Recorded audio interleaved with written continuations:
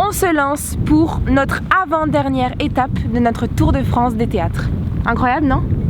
Assez dingue. On a beaucoup de choses à vous raconter parce qu'il s'est passé plein de trucs et on n'a pas pu sortir de vidéo dimanche dernier parce que en fait on avait beaucoup de choses à faire. Mais voilà, le voyage touche à sa fin, on n'a plus qu'une seule étape. Après ça, c'est le Nord-Pas-de-Calais et ensuite on rentre sur Paris. Donc voilà, ça s'est précipité, on a dû commencer à organiser la rentrée sur Paris, donc on a eu plein de choses à faire.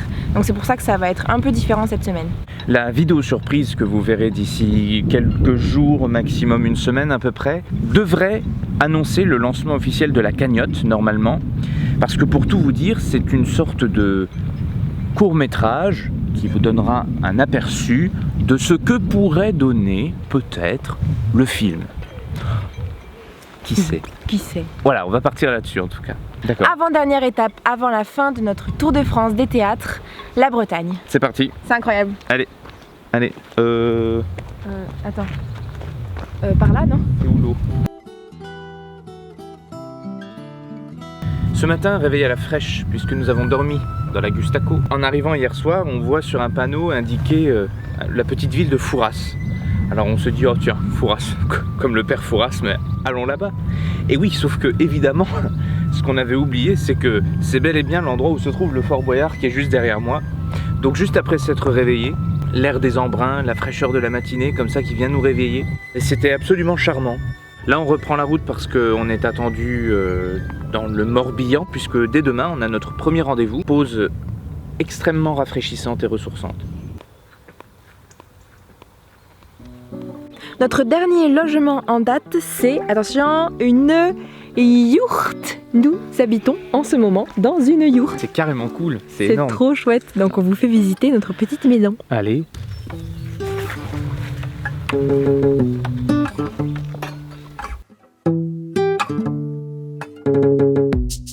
Bon, là c'est toutes nos affaires. Et le lit. Nous avons été accueillis par la famille de Blandine, une amie grâce à laquelle on a pu pratiquer de nombreuses activités assez originales, comme par exemple parquer des moutons, récolter le repas du soir à même le potager, faire une sortie en kayak sous la pluie pour prendre l'apéritif sur une île. C'était assez incroyable. Ça veut dire qu'il faut partir vachement tôt d'ici, quoi. Le temps de préparer le bateau. Mais le parcours c'est côtier donc... Et arrivé à Pyrène, pareil. On a même eu la chance de participer à une course de bateau qu'on appelle une régate, grâce à son père, Nicolas, qui est professeur de voile. Pour ça, il faut être bien attentif, car sur la mer, le vocabulaire, le nom des actions et des points de repère ne sont pas les mêmes que sur Terre. Le séjour est devenu tout simplement magique, parce qu'on était à des années-lumière de se douter qu'on allait faire une course de bateau en venant en Bretagne. Bonne navigation, hein. À toutes. À toutes. À toutes.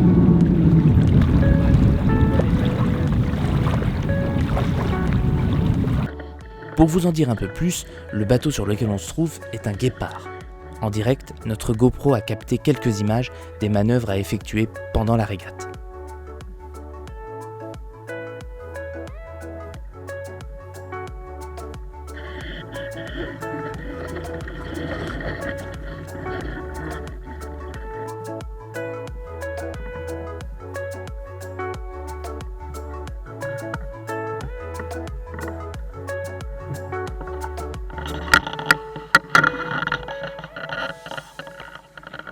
Aujourd'hui, nous nous trouvons dans le théâtre en plein air de Kerervie. C'est un petit amphithéâtre entre la forêt et un cimetière de bateaux juste derrière nous, donc on est juste au bord de l'eau. Et ça fait maintenant 38 ans, Ouais. presque 39 s'il n'y avait pas eu le Covid, C'est ça. qu'il y a un festival de théâtre amateur et d'autres festivals de théâtre qui ont lieu ici. En fait, pour vous raconter la petite anecdote, on a vu ce lieu-là il y a quoi, 4 mois 4 à mois peu près, maintenant, ouais, facile. quand on était encore à Paris. C'est ridicule, après tout ce qu'on a fait Au début, il faut bien commencer quelque part, donc on tape théâtre en Bretagne. On a C'est tapé théâtre Bretagne, je pense qu'on a mis Google Images et il y a eu ce lieu-là qui Ouais. est ressorti, on s'est dit, ça On c'est est un théâtre, Obligé d'y aller. on est obligé d'y aller. Et clair. nous y voilà, 4 mois plus tard, c'est touchant, Ouais, c'est chouette. que de chemin parcouru. Pierre Armand, qui est un des administrateurs de l'association, nous a fait donc la petite visite, un petit peu le tour, nous a expliqué son histoire. Et du coup, merci beaucoup à lui de nous avoir fait visiter le lieu. Je peux le mettre là par exemple, ça vous va? D'abord, on est une association qui s'appelle la Fontaine aux Chevaux. Pourquoi la Fontaine aux Chevaux? Parce que ici, le lieu était un endroit où les chevaux venaient boire. Le lieu dit c'est Kerhervie, mais c'était la Fontaine aux Chevaux. L'année dernière, confinement oblige, il n'y a pas eu de festival. Et cette année, il y a un festival, mais qui sera un peu différent. On ne va pas avoir le même nombre de pièces. Déjà, première difficulté, c'était de sélectionner les pièces, parce que les troupes, pour beaucoup, n'ont pas pu travailler. Et surtout, on va faire comme si on était spectateurs. Oui, avec plaisir. Donc on va grimper.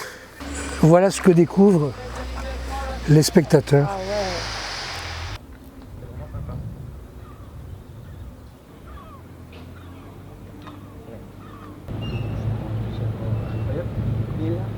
Et alors, ce qui est extraordinaire, c'est que donc là, on est plein est, Oui. et on a des levées de lune, quelquefois, En plein spectacle. en plein spectacle. Ah Enfin, oui, bon. c'est- Alors à titre personnel, mais je ne suis pas là non plus pour parler de moi. Non, mais vous nous intéressez. Et à titre personnel, j'ai fait un peu de direction artistique d'une troupe de théâtre de rue, et puis j'ai fait pas mal de théâtre amateur, en acteur, comme metteur en scène. D'accord.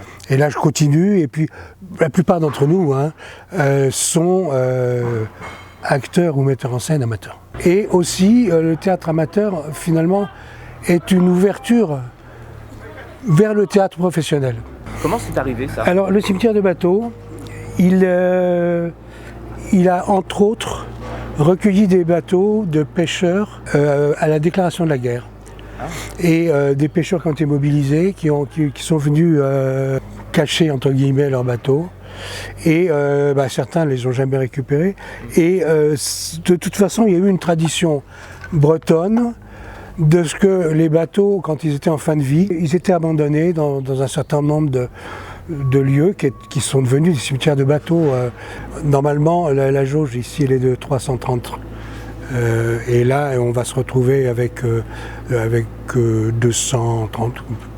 Non, on a vraiment eu, entre l'annulation d'un festival et puis le fait qu'on se retrouve avec des contraintes quand même très fortes, et on ne sait pas du tout si on va financièrement s'en sortir en plus. Au niveau de la participation, il n'y a pas d'inquiétude de la part des gens qui viennent. Ouais. Même, je dirais que c'est un soulagement pour tout le monde de savoir que le festival reprend, on retrouve un public, on retrouve... donc toutes les troupes qui viennent le font toujours avec enthousiasme. Bon. La mairie s'est retrouvée avec un budget non dépensé. Il y a eu le choix entre refaire des trottoirs avec du bitume ou faire un théâtre de plein air. Excellent. Et le maire a dit on fait le théâtre, quoi. Et voilà. Puisqu'on parlait de Musset, j'avais monté il faut qu'une porte soit ouverte ou fermée. Et ça a été une expérience très forte pour moi. Et dans ma relation avec le texte, dans ma relation avec les acteurs. Et alors, il y a une chose qui est quand même, à mon avis, intéressante à souligner avec la mise en scène, c'est quand on met en scène une pièce de théâtre, on la lit et on la relit des centaines de fois. C'est pas tiens, j'ai lu ça puis je l'ai relu, puis non, là et cette relecture obligatoire qui se fait à travers les répétitions, à travers elle est quand même une expérience unique. Je dirais qu'il y a une chose évidente, c'est le partage. Non seulement de ce qu'on aime, mais aussi d'une forme de culture, d'une forme de savoir, d'une forme de sagesse. C'est toute l'émotion aussi qu'il y a justement dans le fait de se retrouver. C'est quand même quelque chose qui est de l'ordre de l'affectif, je dirais presque de l'amour, quoi.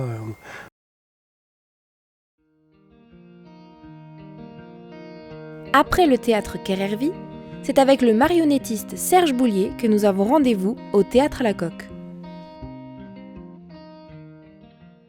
En fait, je suis plus un artisan du théâtre qu'un artiste véritablement. Je bricole des petites choses. Quand j'écris un texte, je bricole, j'assemble. Quand je bricole mes marionnettes, mais j'essaye d'être au plus juste avec, en tous les cas, une exigence pour moi. pense que mon père m'a filé le goût de bricoler, parce que déjà tout petit, j'allais lui piquer ses outils dans l'atelier, je faisais des petites voitures ou des choses comme ça. Et à l'école, d'ailleurs, j'étais pareil là-dedans, j'imaginais ma gomme, c'était une petite voiture, et je faisais sur mon bureau plutôt que d'écouter le maître bien sagement. Je me souviens que ma maman disait toujours, c'est pour ça que j'ai fait bac de mécanique générale, elle me dit, oh, celui-ci, ça sera pas... Elle n'employait pas le mot littéraire, mais celui-ci, il fera du manuel. Si on voit bien, il imagine des choses et il est tout le temps à bricoler. Donc finalement, on n'échappe pas à ce qu'on est. Et tu es devenu marionnettiste. Et je suis devenu marionnettiste. Je donne souvent cet exemple, si vous êtes un peu cinéphile, vous avez peut-être vu Midnight Express. À un moment donné, pour pas devenir fou, il se retrouve dans une espèce de salle où il y a un poteau et tout le monde tourne en espèce de loque blanche, de toche blanche. Il tourne dans un sens et il décide de tourner avec tout le monde. Et à un moment donné, il se dit non, ça va pas être possible et il tourne dans l'autre sens. Et j'ai toujours ça, moi, dans mon travail, ce qui m'a conduit, c'est d'essayer de tourner dans l'autre sens. Le travail, c'est de poser des questions, d'interpeller sur quelque chose qui déjà me touche et qui pourrait, en prétention, je ne sais pas, toucher quelque chose. Je ne fais pas de politique, je fais de la poétique. J'essaie de le traduire d'une façon poétique. C'est vrai que c'était compliqué, stop and go, il faut faire comme ci, il faut faire comme ça. Moi, si je prends les choses depuis le début, j'ai jamais loupé une représentation, même malade, je jouais. Et on apprend ça avec l'équipe, fallait qu'on... stop, ça s'arrête. On se réunit avec l'équipe autour d'une bière et on se dit qu'est-ce qu'on fait ? Là, il y avait les pour, les contre, parce qu'on ne savait pas encore est-ce qu'on rentre pas. Il y avait ceux qui avaient un peu la trouille. On ne savait pas trop comment réagir face à ça. Je crois que personne n'a su. Hein. Moi, je dois dire que ça a été plus compliqué de reprendre que de m'arrêter, pour le coup, parce que comme je me suis endormi, j'ai joué la Belle au bois dormant. De reprendre, ce qui était compliqué, c'était de se remettre dans une énergie. Comme si je croyais que j'allais reprendre l'énergie que j'avais avant la fermeture. Donc il a fallu raccrocher les wagons. Et l'inactivité, à un moment donné... Et puis j'avais trouvé une formule non essentielle. J'ai trouvé ça assez choquant que la culture...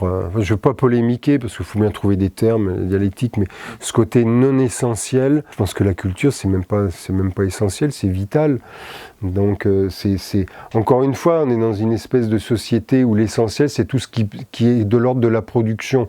La culture ne peut se défendre, ne peut se faire entendre aujourd'hui que quand elle montre qu'elle a une valeur économique. Et je trouve que, en même temps, c'est comme ça qu'on l'entend, en même temps, je trouve que c'est quelque chose qui la dessert. La culture, par exemple, c'est l'oralité, de pouvoir converser avec quelqu'un, de pouvoir respirer quelqu'un, qu'il pue ou qu'il sente bon. Le Zoom, on s'est dit, faites ça par Zoom, ça va être vachement simple. Et ça revient vraiment au fondement du théâtre. On a besoin de l'autre, se rendre compte qu'on n'existe que dans le regard de l'autre, parce que l'autre est là. Et ça, la Covid a montré ça. Donc en ce sens-là, la culture est quelque chose d'essentiel. Le théâtre est quelque chose d'essentiel. Bienvenue au Palais des Arts de Vannes. Aujourd'hui, on rencontre Ghislaine Goubi, qui est la programmatrice du lieu. Alors attention, parce que là-dedans, il y a 3 salles de spectacle. Une salle de 110 places, une salle de 300 places et une salle de 800 places. Elle est magnifique, on va vous y emmener juste après. Mais d'abord, rencontre avec la programmatrice qui nous en dit plus sur sa définition de l'art et du théâtre.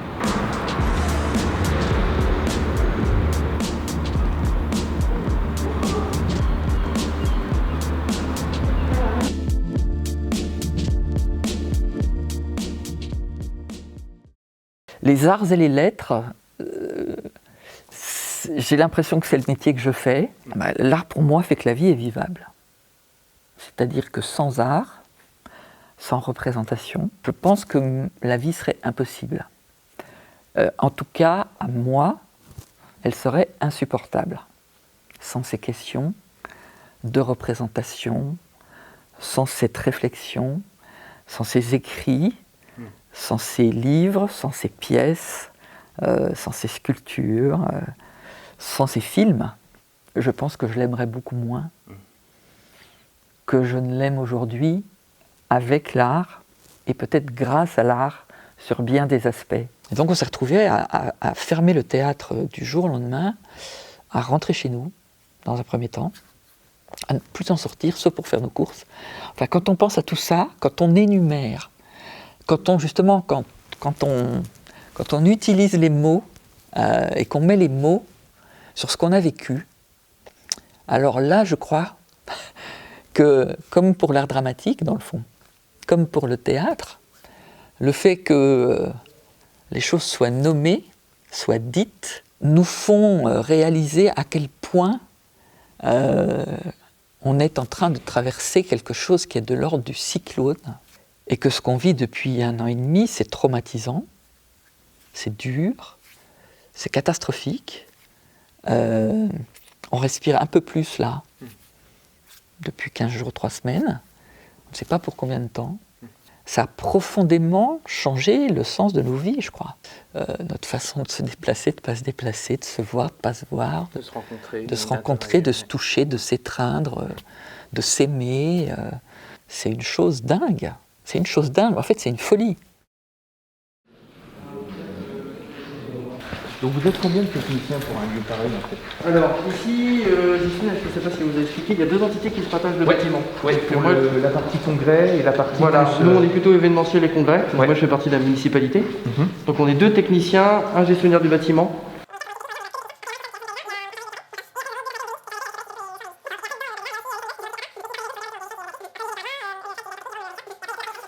Sacré kit. Ça fait du monde, mais on est bien 2 entités bien séparées, donc chacun a son activité.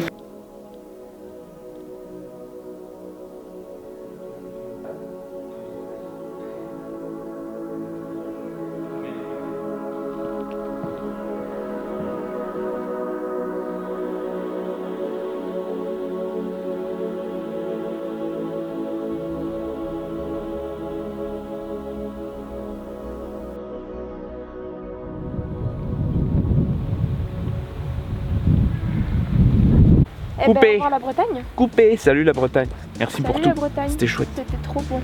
On va revenir. Hein. Trop cool. Oh, on est bien là.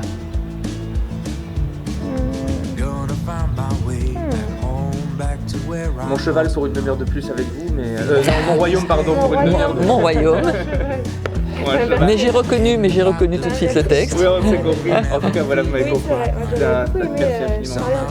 Ah oui, c'est clair. Bah, écoutez, c'est gentil tout plein. Est-ce qu'on leur parle du court-métrage? Pas là. Pas là? On leur dit pas? Non, pas là. Non, c'est pas loin. Chais. Plus tard. Eh ouais. Ah mais non.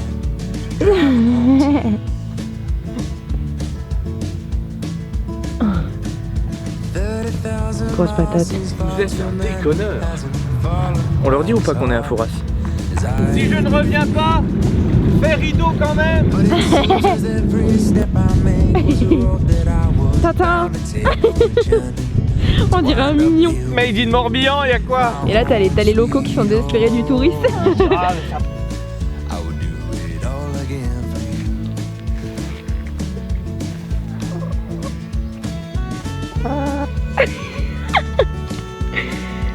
tu es calme, hein? Elle est hyper câline. Bah oui, on est entre nous, mais après ça, j'espère que je vais avoir des tas de spectateurs. Alors là, on pourrait leur faire un tuto de vocabulaire marin de ouf. Parce que maintenant, on est hyper calé. Hyper calé. Alors par contre, mythe, il ne pleut pas que sur les cons. Quand il pleut sur tout le monde. Hein. Parce que ça déconne pas quand ça pleut ici, hein. C'est pas pour rigoler. Viens là. Ouais.